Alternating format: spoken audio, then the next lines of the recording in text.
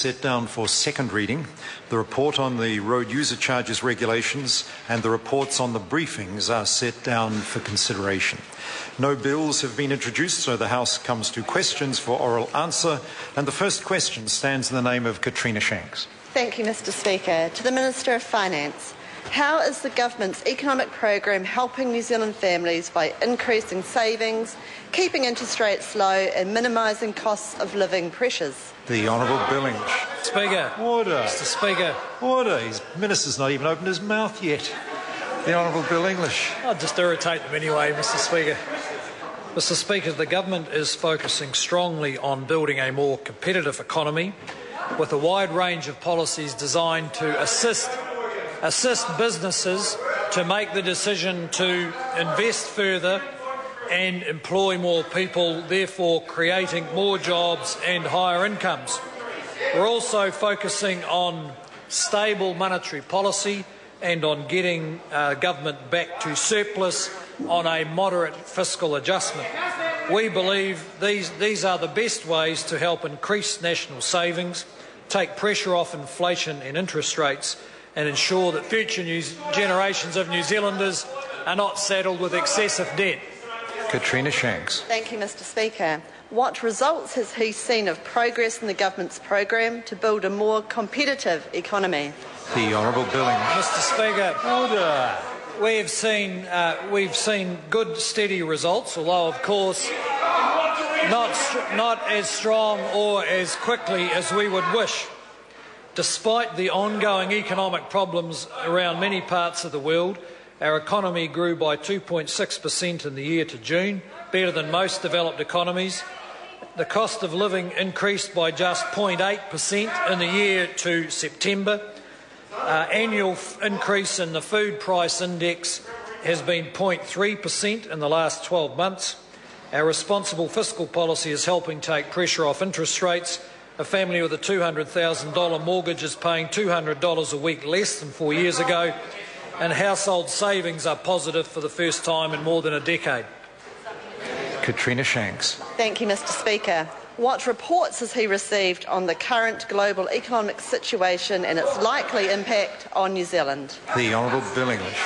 Mr. Speaker, the Treasury's latest monthly economic indicators indicate that world growth has been below expectations in the past year or two.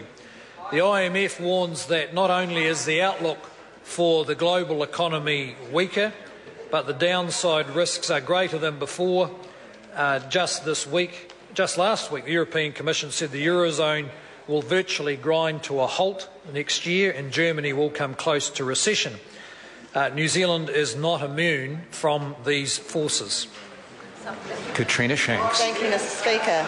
What reports has he received on alternative economic approaches which would leave New Zealanders worse off by pushing up their cost of living and their interest rates? The Honourable Bill English. Mr. Speaker, I've seen reports on policies that would do just that.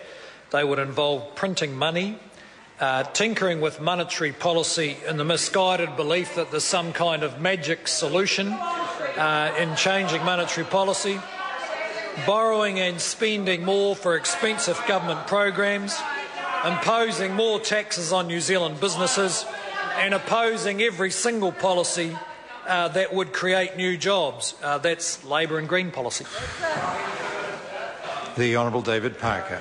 Which of the recent economic statistics does he regard as best reflecting his success as Minister of Finance? The highest public debt in New Zealand history, the worst growth record of any New Zealand government since GDP records started, the highest unemployment seen this century, or a world-leading current account deficit? The Honourable Bill English. Well, Mr. Speaker, none of those, because on planet Labor, the worst recession in 2 generations never happened, and that's what caused those figures. The Honourable David Parker. Could he advise the House whether rising unemployment, falling business confidence, falling exports and a rising balance of payments deficit represent a healthy, growing economy? And if so, what would an unhealthy economy look like? The Honourable Bill English. Mr.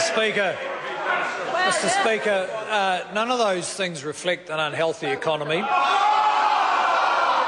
What they reflect are New Zealand businesses and households adapting to some of the most difficult economic conditions in a generation. And the Labour Party might think New Zealand businesses and households have failed. We don't. We believe they are doing the best they possibly can in the difficult circumstances in which they find themselves. Question number 2, the Leader of the Opposition, David. Thank you, Mr. Speaker. To the Prime Minister, does he stand by all his statements on jobs and employment? The Right Honourable Prime Minister.